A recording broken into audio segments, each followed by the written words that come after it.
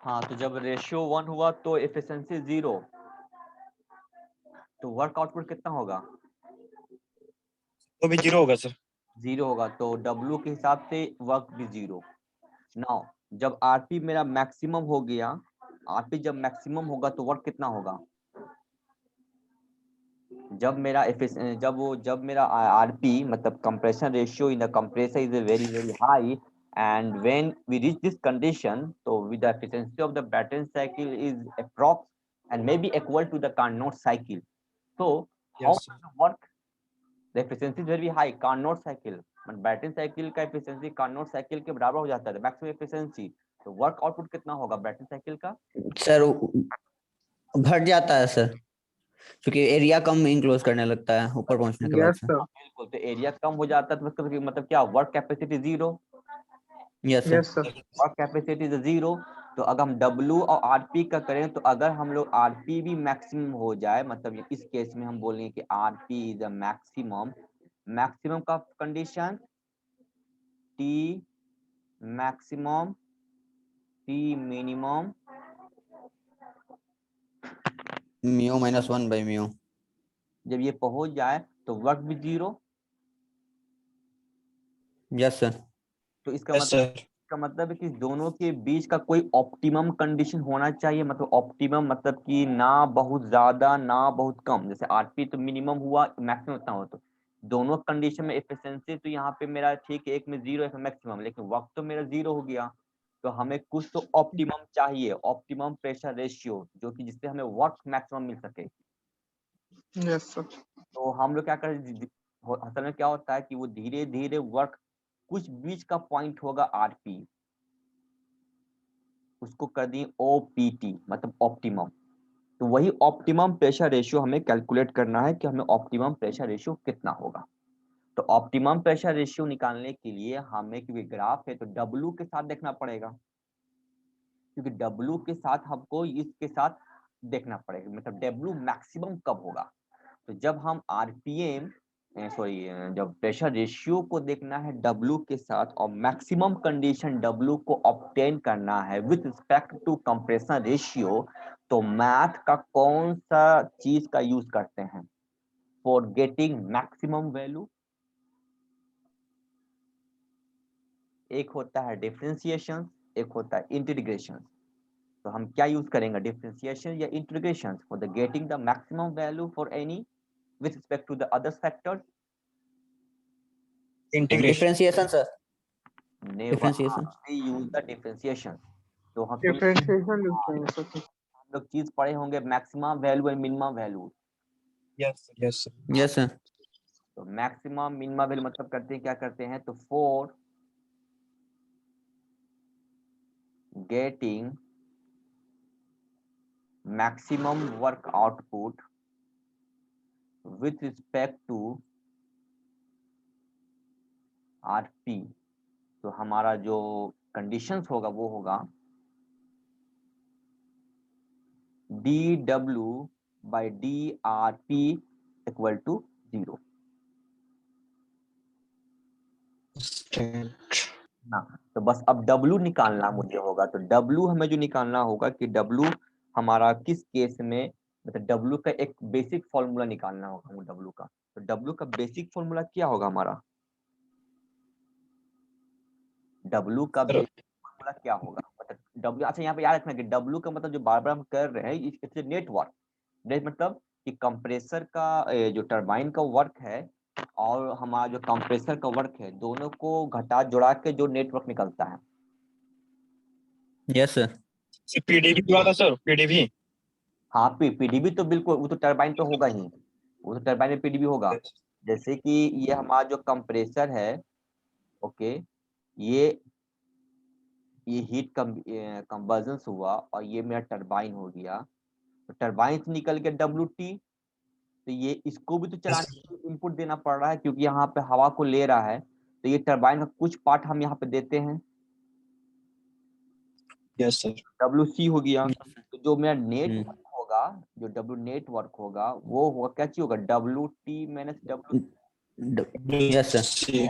तो जो जो हम जो बार बार वर्क बोल रहे हैं, इसका मतलब ये समझना है कि हम वर्क नेट ही बोल रहे हैं, ठीक है ना, ऐसा समझना कि टरबाइन का वर्क।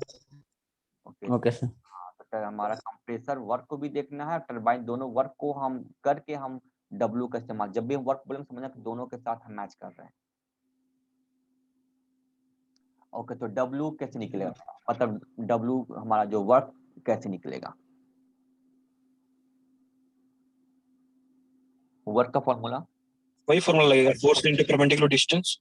बिल्कुल हमारा वही चीज निकलेगा, लेकिन हमको यहाँ पर टेम्परेचर के टर्म से भी निकाल देना होगा, ठीक है ना, टेम्परेचर के टर्म यस निकालना है और प्लस हमें उसके टर्म से निकाल के हम आराम से इसको निकाल सकते हैं हम लोग। ओके, तो हम एक जो हमें WT निकालना है, W नेट निकालना है, वो निकल जाएगा मेरा मास के साथ भी निकाल सकते हैं हम लोग simply, T3/T4 minus T2/T1।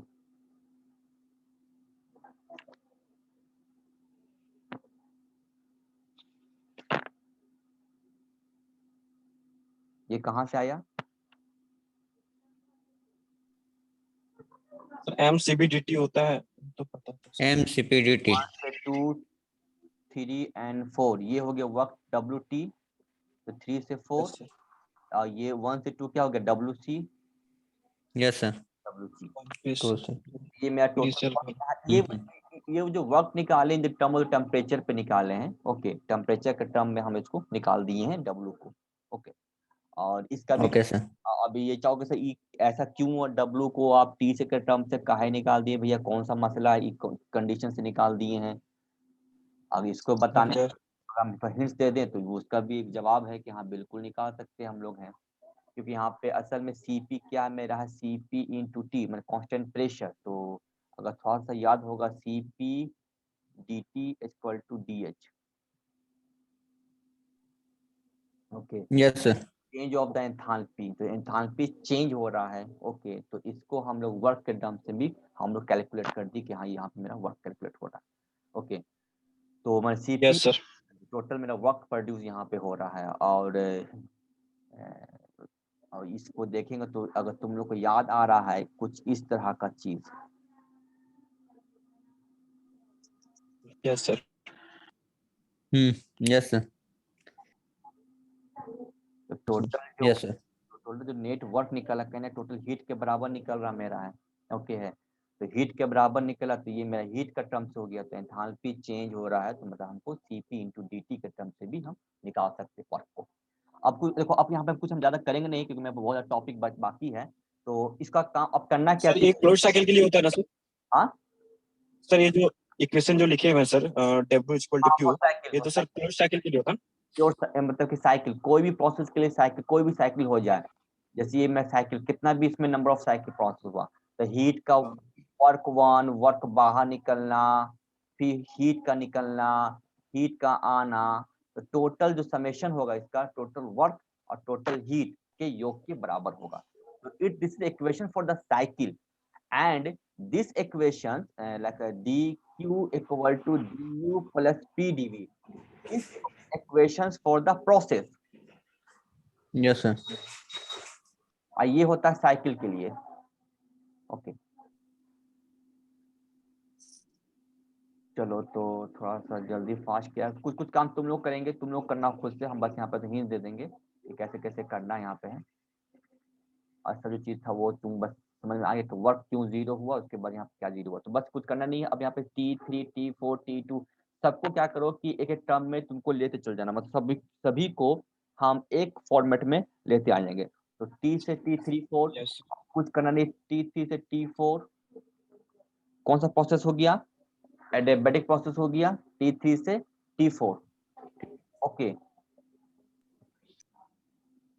T3 से T4, नेट पे वर्क मिल रहा है। Yes sir. हाँ तो T3 से T4 अगर हम लाएंगे पी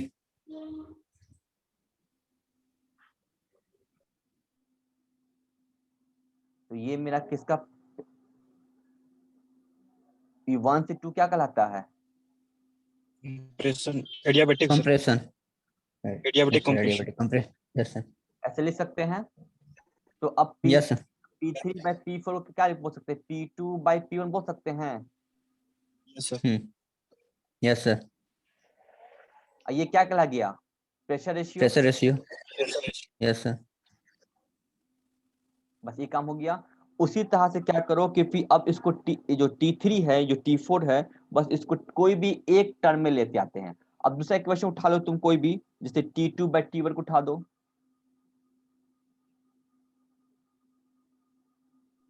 P2/P1,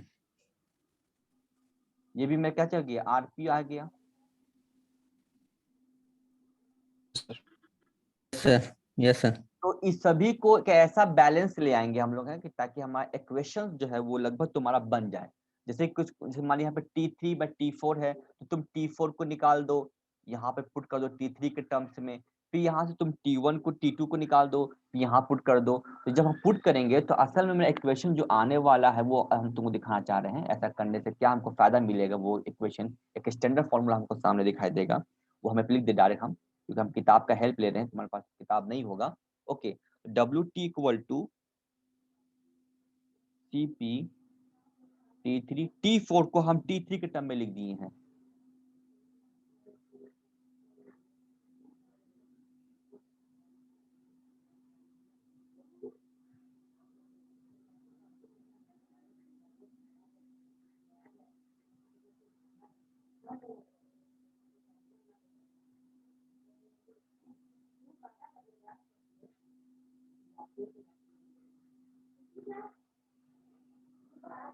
ओके, तो T2 को T1 के टर्म में लिख दिए और T4 को T3 के टर्म में हम लिख दिए हैं अकॉर्डिंग टू बुक। ठीक है, ऐसा इसलिए ताकि हमारा एक इजी से एक हमारा फॉर्मेट बन जाए तुम्हारे इक्वेशंस के अकॉर्डिंग से। अब क्या करो कि इसको अब डिफरेंशिएट हम चाहेंगे तो आराम से कर सकते हैं हम लोग हैं, वो भी आगे बात चल जाएगा कि आखिर क्यों ऐसा हम कर रहे हैं, ऐसा T3 को T4 में क्यों कैसे ला रहे हैं। अब यहाँ सर हाँ सर अगर T4 के टर्म में इसको T3 को लिख रहे हैं सर, तो 1 बाई करके होगा ना फिर, चूंकि क्रॉस मल्टीप्लाई करने से T4 का T3 का वैल्यू आ रहा था सर, T4 का नहीं। यहाँ पे नेगेटिव किए हैं।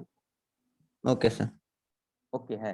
अब तुम अब क्वेश्चन मान ली, ठीक है सर, तुमको सर पूछ लीजिए कि सर T3/T1 के टर्म में आप कहाँ लिख रहे हैं भैया, ये कौन सा मसला है। आप तो T4 को T1 के टर्म में भी लिख सकते थे, ये T3/T1 का लिखने का क्या मकसद है, किसी के पास जवाब है इसका।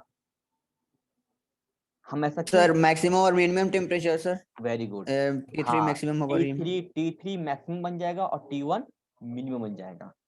ओके है ना, इसीलिए हम इस चीज को T3 एंड T1 के टर्म में लाए, ताकि हमारा जो प्रेशर रेशियो है, जो तो फॉर्मूला निकाले थे उस टर्म में मैं पुट हो सके।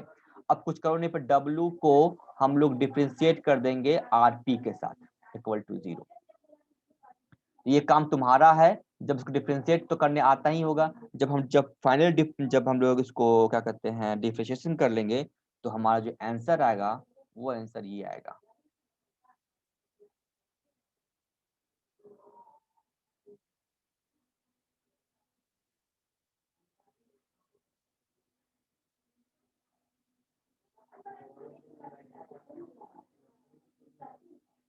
Equations 2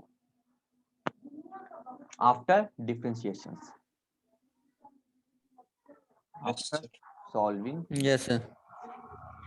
तो अब क्या एसएससी के लिए क्या करना होगा, तो एसएससी के लिए ये फॉर्मूला हमें याद रखना होगा, एक क्वेश्चन नंबर 2 और क्वेश्चन नंबर 1। ओके, इतना करने की तुमको जरूरत नहीं है, लेकिन फिर भी प्रैक्टिस अपना जानना चाहिए कि सब क्यों ऐसा आ रहा, क्यों नहीं आ रहा, ठीक है ना। हाँ, जब तुम Yes, sir. बीटेक कर लोगे और सिविल सर्विस में बैठोगे, माने ईएस में बैठोगे, तो तुम्हारा सब्जेक्टिव में सब क्वेश्चन पूछेगा लेंदी टाइप का, पूरा इसको डिफरेंशिएट करके पूरा का पूरा करके हमको इस चीज को लाइए। तो ये तुम्हारा हो गया इक्वेशन।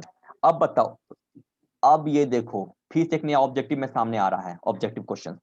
ये टी मैक्सिमम जो हम जानते हैं कि RP is equal to for maximum का क्या था मेरा, T maximum by T minimum by maximum था सर इसका, तो इक्वल टू ये था from equation 1। Sir yes sir ये था। देख लो, हम हो सकता है गलती लिखे होंगे हम।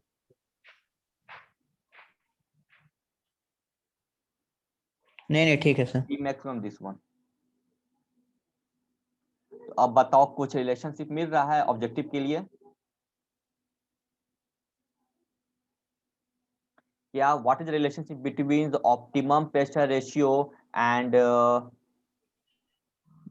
Maximum pressure ratio. सर इसका मतलब पावर का हाफ हाफ होता है। तो आरपी ऑप्टिमम जो मिलेगा मुझे वो क्या मिलेगा, अंडर रूट, यस सर। ये वैल्यू होगा। तो ऑब्जेक्टिव के लिए तुम्हारा रेडी हो गया। तो अगर हम यहाँ पे वर्क Yes, में sir. 0 मिलता है, लेकिन इसका जब अंडर रूट कर देंगे तो उस समय मेरा वर्क डन मैक्सिमम हमें मिल जाएगा। ओके, ये मेरा यहाँ पे इसका कंडीशन था। तो मेरा जो मैक्सिमम मेरा जो हो गया क्वेश्चन कंप्लीट यहाँ पे रेडी हो गया है। तो अब हम लोग अब एक लास्ट काम और हम यहाँ पे कर देते हैं कि जब मेरा ऑप्टिमम मिला है तो इसी ऑप्टिमम वैल्यू को जब हम पुट कर देंगे, ओके, जब हम लोग जो इक्वेशन था इसमें, ये इक्वेशन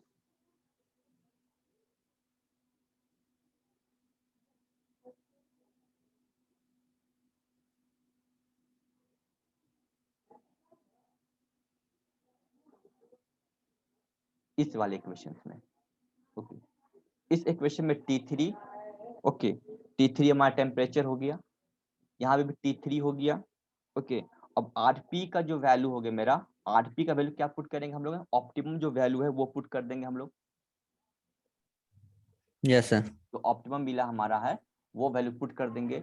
जब वो वैल्यू पुट कर देंगे तो यहाँ पे टी मैक्सिमम जब क्या लिखोगे, रिमेंबर याद करना है, इसको भूलना नहीं है कि इस जो आरपीएम का जो वैल्यू है, इस वैल्यू में हम पुट क्या क्या करेंगे कि जो मेरा आरपीएम का जो ऑप्टिमम निकला है, ये वाला ऑप्टिमम जो निकला है, ये जो निकला है, इसके वैल्यू को पुट करेंगे। लेकिन यहाँ पे तो T3 है, यहाँ पे T मैक्सिमम है, तो T3 की जगह पर क्या पुट कर देंगे यहाँ पे हम लोग, और हमारा जो मिनिमम टेम्परेचर है वहां पे क्या पुट कर देंगे। जब सभी को पुट कर देंगे, ये सब काम तुम्हारा है, सब तुम खुद काम करोगे, तो करने के बाद जो मैक्सिमम जो वर्क पुट निकलेगा उसका वैल्यू क्या होगा। ओके, तो after putting RP optimum, okay, RP optimum का वैल्यू को पुट कर देना हमको है, तो हमें जो वर्क डन निकलेगा, जो मैक्सिमम वर्क डन निकलेगा वो निकलेगा CP T3 2 under root T1 T3 plus T1, ये निकलेगा। एंड देन CP, अब बताओ तो ये कौन सा इक्वेशन पुट हो रहा है, ये चीज A² 2AB प्लस B², ये चीज मतलब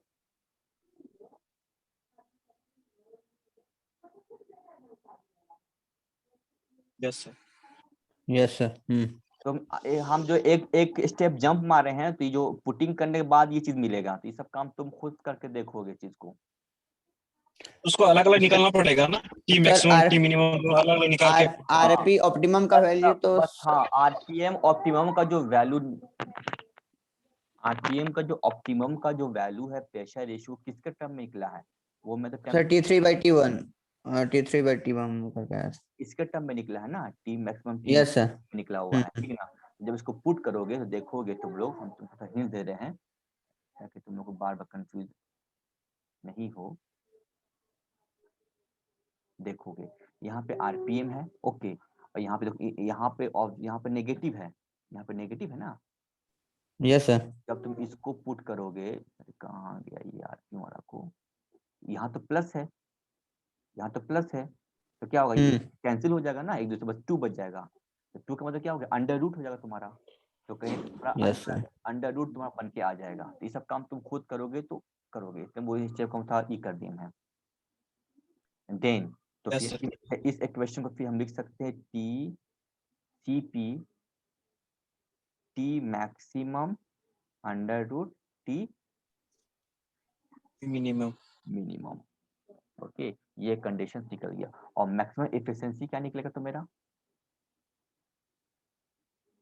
सी एफिशिएंसी के मैक्सिमम क्या होगा, हम जानते हैं ब्रैकेट साइकिल का एफिशिएंसी जो होता है 1/1/RP क्या होता है, म्यू माइनस 1/म्यू, ये होता है। तो ये तो आरपी का वैल्यू 1 पुट करेंगे तो एफिशिएंसी 0, आरपी का वैल्यू Yes, sir. करेंगे हम लोग क्या बोलते हैं कि जब मैक्सिमम तो एफिशिएंसी मैक्सिमम हो जाएगा मेरे काउंट तक वर्कपुट तो आउटपुट तो हमको ये वर्क इस मैक्सिमम वर्क पर हमारा एफिशिएंसी क्या निकालना है, ये मेरा कंडीशन है, जवाब है। Optimum. तो ऑप्टिमम प्रेशर बैठक पूछते हैं मतलब 1/r की optimum Yes, sir. Mu by 1/μ। अब बताओ इसका फॉर्मूला क्या था,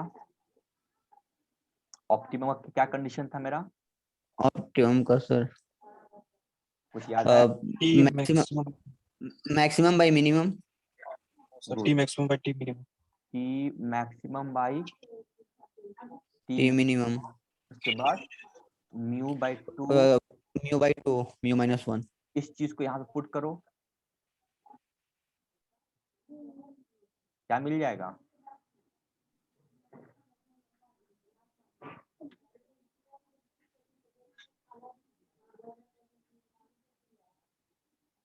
रूट अंडर मिल जाएगा, हाँ सर, कट जाएगा क्योंकि इसका वैल्यू तो सारा। ये रहा तुम्हारा ऑब्जेक्टिव क्वेश्चन 4 के लिए, मतलब अब इससे ज्यादा ऑब्जेक्टिव क्वेश्चन नहीं पूछेगा। ओके, तो ये 3-4 कंडीशन तुम्हारे सामने आ गया है, क्लियर है? तो हम Yes. अब इसका डायग्राम Yes. यहाँ पे जो यस सर। जो डायग्राम यहाँ बनाए थे हम यहाँ पे कहाँ गया ऊपर वाला, हाँ ये अब इसका डायग्राम कैसा बनाओगे फॉर वर्क के लिए? तो वर्क ओके जिस W के साथ हमको ड्रॉ करना है, तो चलो पहला तो मेरा वर्क यहाँ पे 0 हो गया, ओके। उसके बाद यहाँ पे भी वर्क 0, तो यहाँ पे वर्क मैक्सिमम होगा, तो ये डायग्राम बन जाएगा, अरे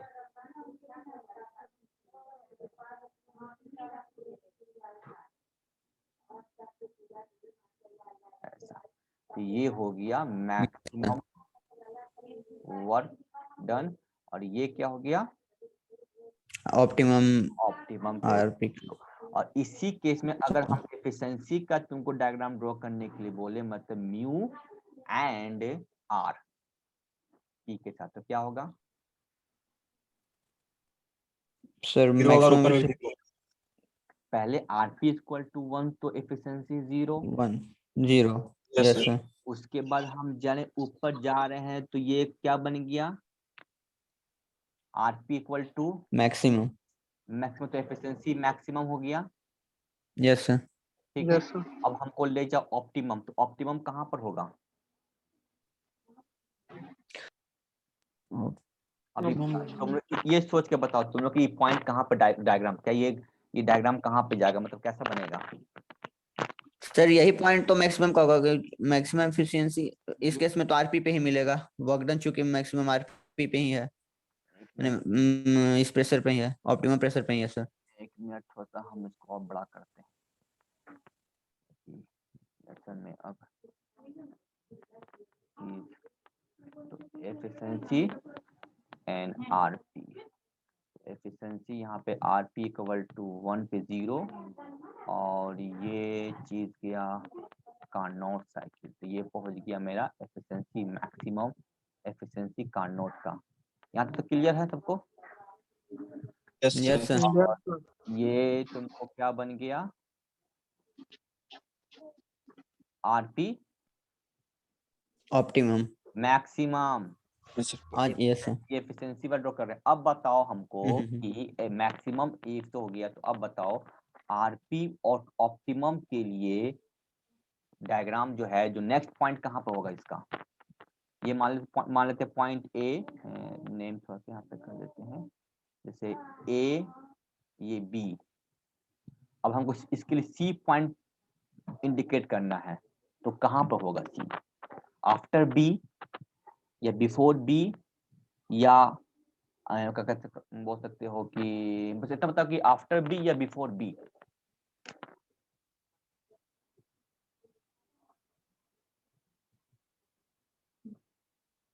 बिफोर बी सर, क्योंकि मैक्सिमम एफिशिएंसी तो जाना नहीं है, नहीं तो वहां तो जाने के पे फिर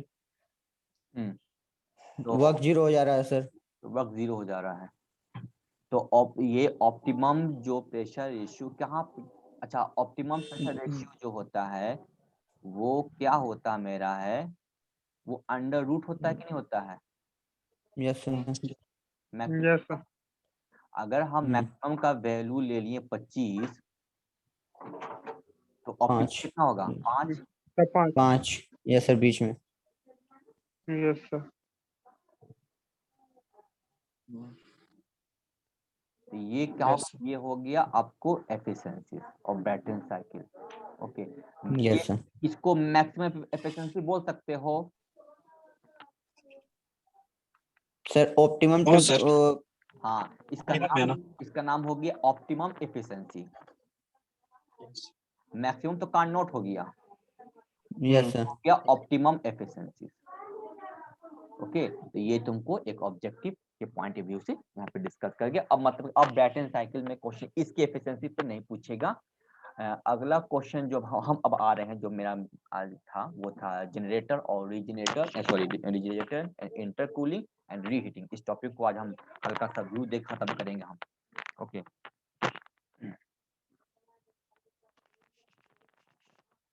टाइम जा रहा है, फिर से तुम रिज्वाइन करोगे हमको, ठीक है ना? फिलहाल हम थोड़ा सा हम रिज्वाइनिंग करोगे क्योंकि थोड़ा हम पिक्चर को अपलोड कर रहे हैं। Yes sir. Yes, sir.